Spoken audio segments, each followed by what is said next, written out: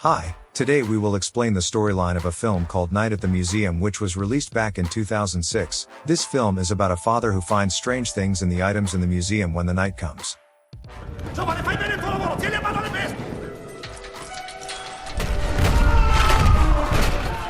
This film starts with Larry, who met his ex-wife named Erica. Erica currently lived with her fiancé named Don, who had an established job. She asked Larry that their son, Nick, would no longer live with him. According to her, Larry's unstable financial condition was not good for their child's development. Then Larry accompanied Nick to play hockey, and after coming home from playing hockey, he told his son not to worry because things would return to normal. Larry, who was unemployed, tried to find a job, and it turned out that getting a new job was not as easy as he imagined. But after a long time he tried, finally he got a job offer in a museum. I just need it, okay? Larry, who really needed a job, finally decided to go for an interview to the museum. There he met Rebecca, a guide at the museum. Then Larry met Cecil, who was the keeper of the museum. He told about the increasingly deserted condition of the museum. Cecil then introduced Gus and Reginald. Surprisingly, without any test, Larry was immediately accepted as the new museum guard to replace the three people. At the end of the scene, they looked at Larry strangely. You really think he's the one? Before he started working, Cecil took him around to see the museum. Every room they passed, from the African animal room to the floor where there was the pharaoh's tomb, there was an Akhmen-Ra tablet covered in gold near the tomb. Here we have our Easter Island head. The next morning Larry informed Erica that he had got a job. Back to Cecil, Gus and Reginald, the three of them provided equipment for the museum guards along with the work manuals. There was something Cecil said that was quite strange before he left, which was don't let anyone enter and leave the museum. After their departure he didn't do much because tonight was his first night, so he was still adapting. Suddenly he woke up from his sleep and tried to do a patrol, but his steps stopped because he realized that the dinosaur statue in the museum lobby had disappeared. When he walked through the room, he was surprised by a living dinosaur statue. Larry ran as hard as he could because the dinosaur was chasing him. He then called Cecil. Cecil told him to read the manual first, and how surprised when he realized all the statues and animals that were there could be alive. Chaos ensued in the museum. Larry was being chased by the statue of Attila the Hun, and he was confused about what happened. See you later, dum-dum. Because Larry did not read the manual, the state of the museum was now a mess. The monkey named Dexter stole the museum key and Larry was trapped in the room. The monkey also damaged the manual. The series of chaos was not over yet. Larry was now taken down by a group of miniature cowboys and was attacked by other miniature humans. But finally, he was saved by Theodore Roosevelt. He asked Roosevelt why they were alive. He replied that the whole museum could be alive at night since the Akhmen-Ra tablet arrived in 1952. But when dawn came they had to be inside the museum, otherwise they would turn into ashes. The chaos that night ended with the help of Roosevelt. Meanwhile, Larry considered not returning to the museum, but Roosevelt reassured him by saying that Larry could take care of this museum well. The next morning Cecil, Gus and Reginald met him. Larry was angry because he felt cheated by the three of them. When leaving the museum he met Nick and Don, and finally Larry decided to try to stay one more night. The next morning Larry met Dr. McPhee. He was reprimanded by him because some of the miniatures had changed. Then the scene changed when he met Rebecca, who was guiding the children. He had the idea to ask Rebecca about all the things in the museum. He also made observations. This for his superstitious beliefs. Then night came and Larry was getting ready for work. He also met Cecil, Gus and Reginald, who said goodbye because they were going out of town. Unbeknownst to him, it turned out that Gus duplicated the museum key. To make his job easier, Larry used the strategy he had compiled. He began to connect bones with toy cars so that the dinosaurs could still play. He also visited miniature humans and allowed them to come out of the storefront, but on a condition that they must remain conducive. This night looked more controlled than last night. Got my keys? The scene moved to a room and there was someone who mysteriously put museum belongings into Larry's drawer. Sometime after the situation was under control, suddenly the situation returned to chaos again, caused by miniature humans. Dexter stole the key and opened the window. When the window opened, one of the ancient human statues came out of the museum without Larry knowing.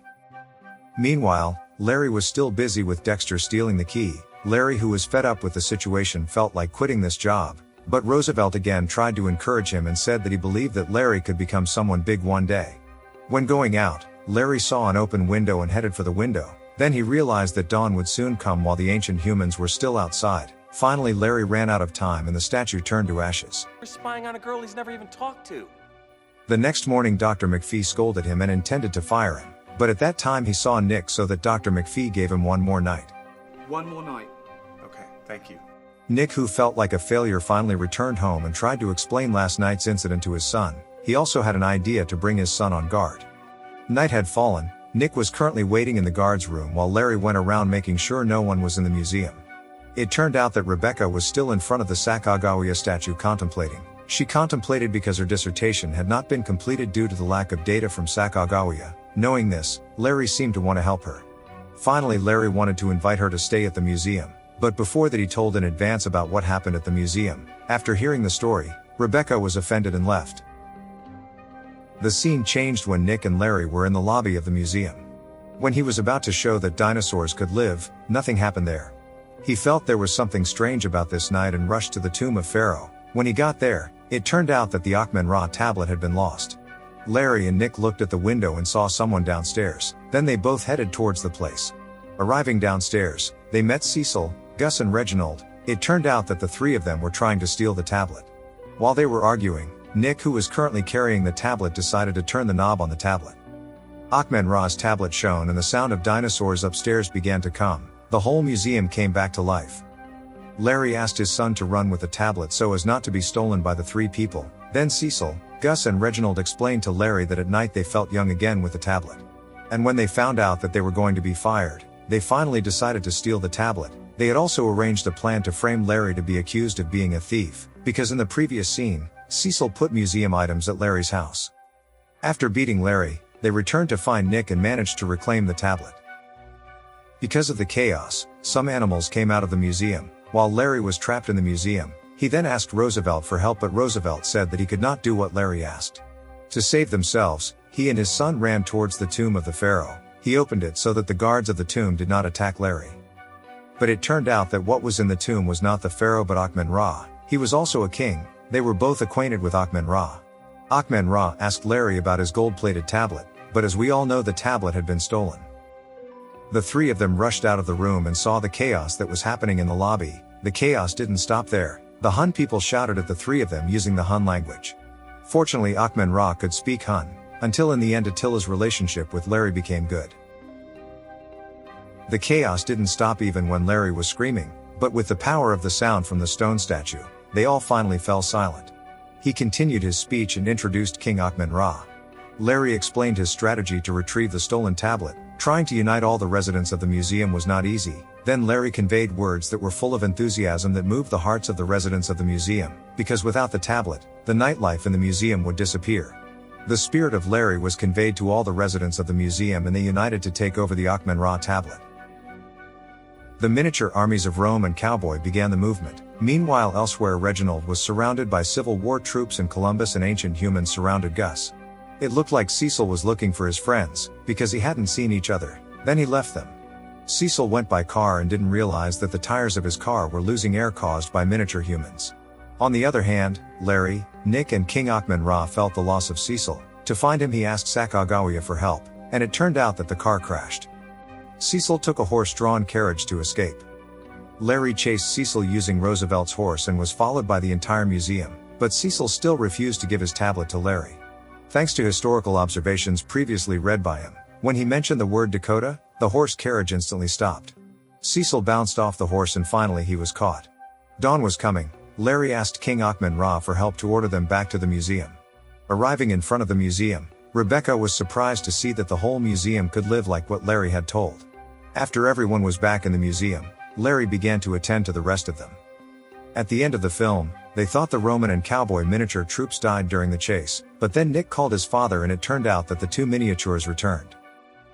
The next morning, Roosevelt told Nick that his father was a great person. Nick smiled in agreement.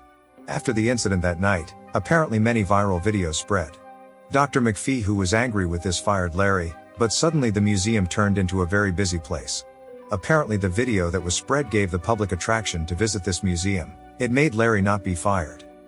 The scene changed when Nick told his father, who worked at the Natural History Museum. Nick looked proud of his father's work. And the film ended by showing the whole museum's residents were happy, as well as how Nick and his father feel.